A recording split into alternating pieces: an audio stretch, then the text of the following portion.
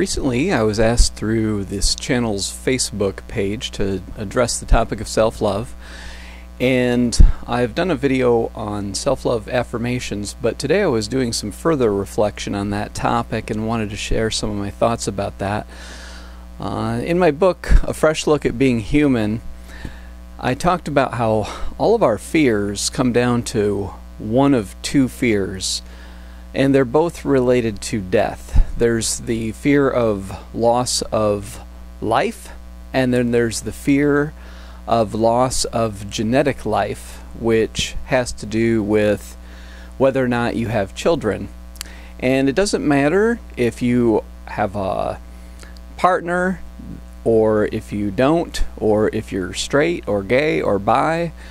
It's part of the sociobiological theory that states that all of our behavior is driven by the desire to have children. And it makes a lot of sense when you look at how people live. And I think that this is our tendency, but it's not our destiny. I think our spiritual motivations can replace this. But one of the side effects, I believe, of this desire to find someone to be with is that you're not benefiting biologically, so to speak, from self-love so much as love from someone else. And this also has to do with the physical survival element of life, in terms of when you're a baby and when you're a child and you cannot find food and shelter on your own, you're dependent. And that dependence can carry on indefinitely. That feeling of being dependent. So on both the level of physical survival and genetic survival, the important thing is, how do other people feel about you? It's not so much about how you feel about yourself. In fact, people often can and do go their whole life becoming masters of how to be liked by other people, how to get other people to care about them, because that relates to what is comforting and provides safety on those levels.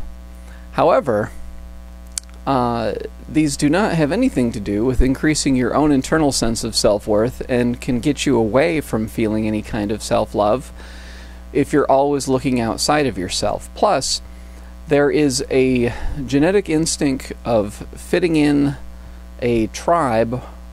Carl Jung talked about the herd mystique, H-E-R-D, mystique, in which I believe he was saying that this is the hardest thing to break away from because of our programming, internal biological genetic programming to fit in, and that whoever fits in feels safe on a certain level.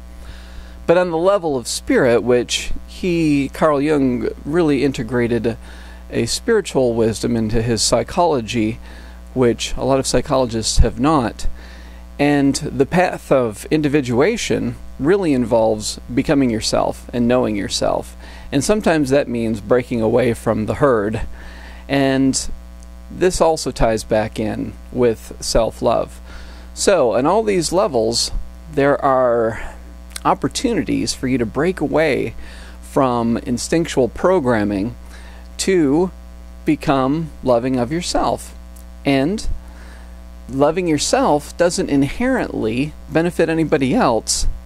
I mean, people who care about you want you to love yourself, but there are people who are unconscious who know that the less you love yourself, the easier you will be to control and influence. And that's what motivates ego, is the desire to control and influence others. So if you choose to differentiate, you're primarily doing it for yourself. And on an instinctual level, there aren't really a lot of things that we do just for ourselves. And so you have to get comfortable with knowing that you are worth becoming yourself, and knowing that on a deeper spiritual level, the only way that we really have anything unique, original, and important to offer is if we differentiate and become ourselves. And so we're doing it for ourselves. So why do anything for yourself? It's because this is what helps to make the world more awake. And I think on a deeper level, below and beyond and above, outside of our instinctual drives, that's what we want. We want to live in an awakened world. So you're doing it for yourself, if you love yourself. And you can practice it like anything else that you do. Why do you brush your teeth? It's not inherently interesting. It's good for you though, so you do it. Or at least it would benefit you to do that. Same thing with practicing self-love. Why do you take a shower? You know, it feels good. It feels good to clean yourself off and to feel refreshed. And self-love feels cleaning and refreshing as well. And why do you eat? It's nourishing. You know, everybody gets hungry. They can eat anything, but when you eat food that gives you nourishment, you feel good. And self-love is nourishing too. So if you have resistance to it, know that that resistance comes largely from instinctual drives to be liked by others at the expense of your own congruence, as well as the ego power of knowing that the ego of others will like you to be self-loathing. If you've had anyone in your life that has wanted you to doubt yourself or control you, manipulate you, and we all run into that. It's just a different forms. It takes place in different forms of how people do that, whether it's covert or overt, whether it's passive or aggressive. It's the realm of ego, and it's what drains people in relationships. But the desire to be liked is so strong that people often put up with it.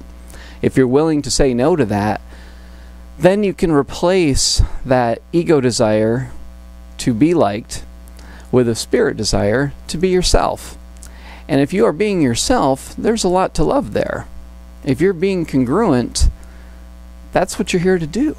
So you're naturally going to feel good. You don't have to work at it even, you know, so much as just let it be. Let yourself be yourself, and then you'll naturally feel good about who you are. But if you're being inauthentic, you're not being who you want to be and making the choices you want to make, you're going to feel frustrated on some level. So you don't have to beat yourself up, you know. That's where affirmations can come in. You can be self-accepting, self-loving, and practice saying to yourself that you love yourself, and also work towards being more congruent.